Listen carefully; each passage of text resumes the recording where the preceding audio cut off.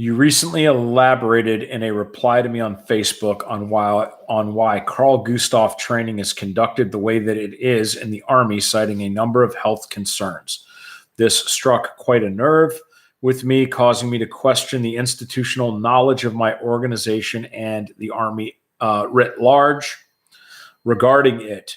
Do you have any more information that you could elaborate on regarding this and or sources that are available to expose my organization that could facilitate a reevaluation of, I'm assuming, your training methodology? And I'm assuming that your gripe with the training methodology is that you think they're making you fire the bazooka too many times in a day and might be hurting you in the long term. My follow-up question is, are there any other occupational health hazards that one should be aware of as an individual to minimize exposure to something like Carl Gustav recoil? I'm especially interested in if there are things that I would have done differently regarding looking at my career back in hindsight. I just want to say thank you for sharing your difficulties and talking to protectors and helping out protectors, people, public servants on Practically Tactical. Okay, so yes, there's a lot of stuff that I would have done differently. First off, when I came in, you didn't want to be known as a malingerer, and you did not want to get that reputation that you were a sick call writer, that you were missing duty and missing training. And that's the problem with the military, is that they have all this stuff they're supposed to do and a limited training calendar, and all of it is important except for the stuff that really isn't. And so your chain of command really has valid concerns about, dude, if you do not go to the whatever training this week, you are not going to see that training for another year, or at least another 6 months or whatever. And if it's something like firing your grenade launcher and your job is grenadier, that's a big deal. Being sick or injured and having to miss the one day that you can fire your grenade launcher in a 6-month period, that's a huge deal. So we institutionally have, because there are so many people that fake it, we looked down upon people that got hurt. We looked down at people that were missing training, and so as a result of that, people would hide injury, or at a minimum, just try to minimize, just get some medicine, go see doc, go back to work, whatever. The biggest one is on orthopedic injuries. You would have people that would start PTing again before they were fully healed. And there's just no way around that. You have to work through injury if you're going to be successful in the military. But you've got to understand what the second, third order effects of that are. So you've got to listen to your body. And if you're sore, or if you're hurting or whatever, that doesn't mean that you can't still perform. You need to know when you are pushing yourself to re-injury and when you're not. When you're getting back after things too soon, and when that is just your body pushing back because it hasn't had to do that type of physical training, and you've been babying this joint or whatever, so the muscles around that support that joint have atrophied. And so when you start using that joint again, it hurts. That isn't a re-injury of your whatever you had going on. That's the muscles that are responsible for that joint going, oh man, you haven't worked us out in months. Why you got to do that to me? Owie. And so you just got to know your body. You got to know your body, and you got to take care of your body. But the thing that I did not do was we call this in special forces, they call it team room medicine, because you've got 2 18 deltas in your team, and they can prescribe drugs. They're doing it on the group surgeon or battalion surgeon's medical license, but they can go right into their aid bag, pull out drugs, and just start handing them to you. And if they give you Motrin and they give you this and they give you that, and you twisted your ankle and whatever, and you go back into the fight, if they don't follow that with the DA form, whatever the heck it is, that is your log of medical stuff, that anybody that goes into a hospital or anything like that, or goes to a TMC for sick call, that's going to get documented, and then it goes into your med records. By skipping that part, you have just missed the documentation that shows the mechanism of injury that is going to haunt you later in life when you're in your 40s or your 50s. And that is why people don't get crap for their VA ratings, because they did not document when the military actually hurt them.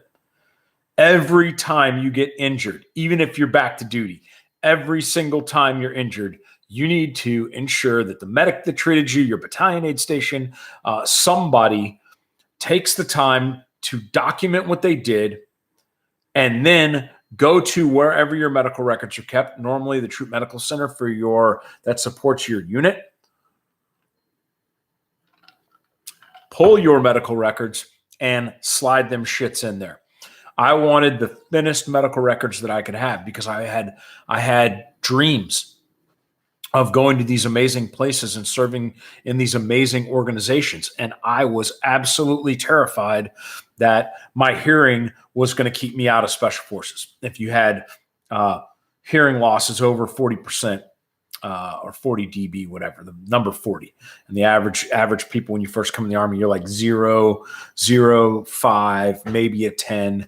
And so 40 is pretty bad. That was like a threshold cutoff for Special Forces assessment and selection. You could not pass a SWCC, Special Warfare Center, SWCC and school.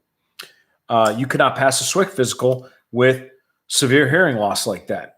Or if you had PRK eye surgery, or LASIK eye surgery, excuse me, if you had LASIK eye surgery, you could not pass a Special Forces physical. So guys that knew they were going to be career pipe hitters, right?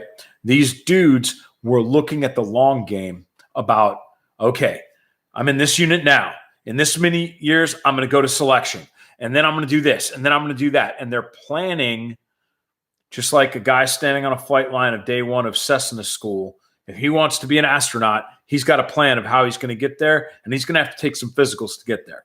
So he's looking at how much does he disclose versus how much does he hold back, et cetera, because he wants to become an astronaut. And so if there was one thing that I could do different, it's that I would realize that stuff happens, people get hurt. These doctors that are looking at your flight physicals, your special warfare physicals, your whatever selection physicals, like those guys are regular dudes, and everything is waiverable. The black and white stuff that the recruiters tell you about, you need to be able to do this, this, this, this, and this, whatever.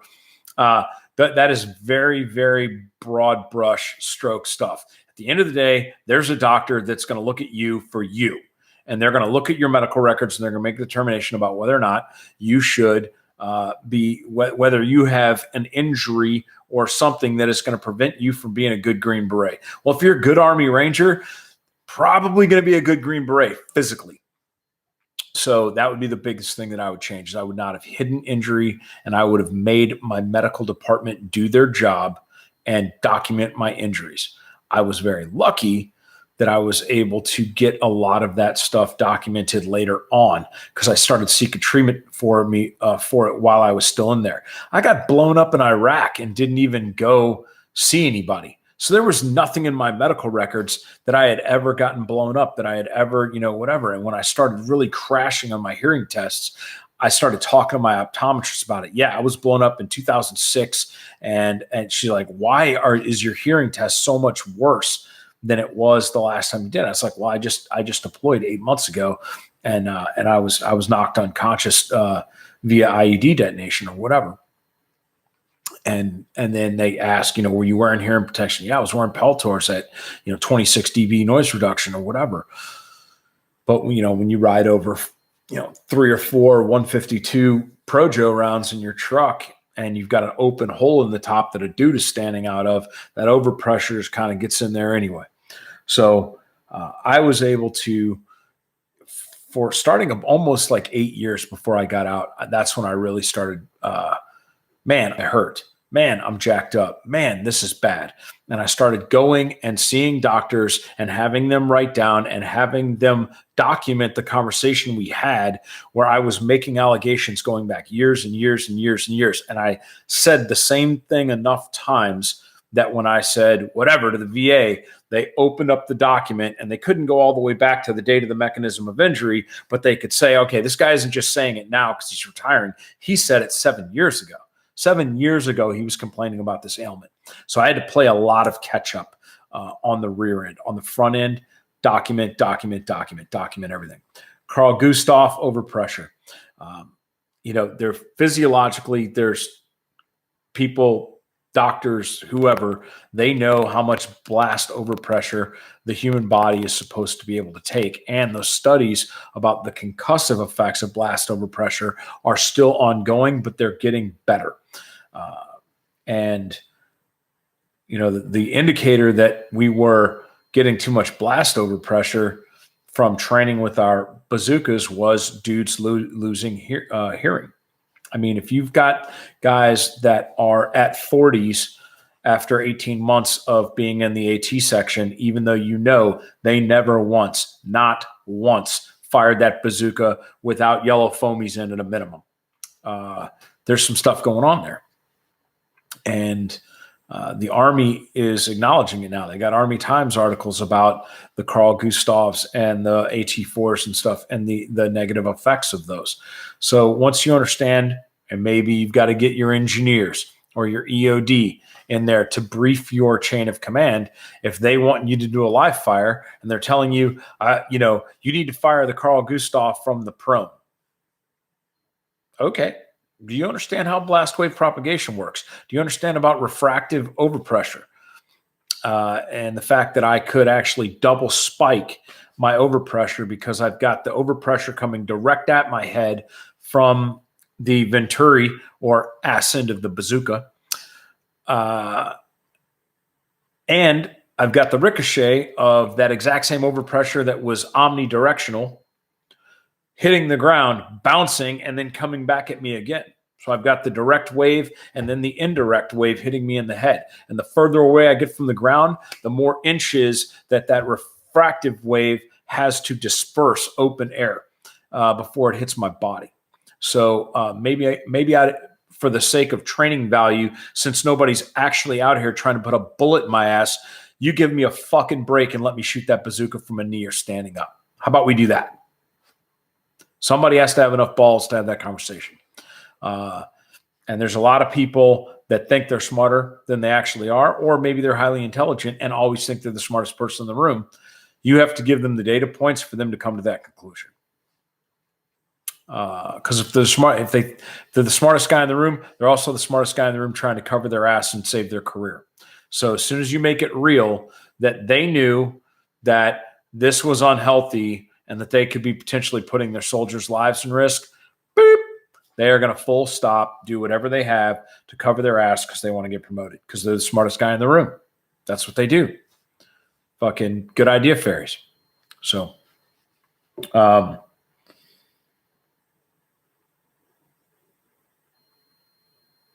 other operational hazards, lead, but lead gets really, I don't want to say overblown, but lead is, I've got lead all over me.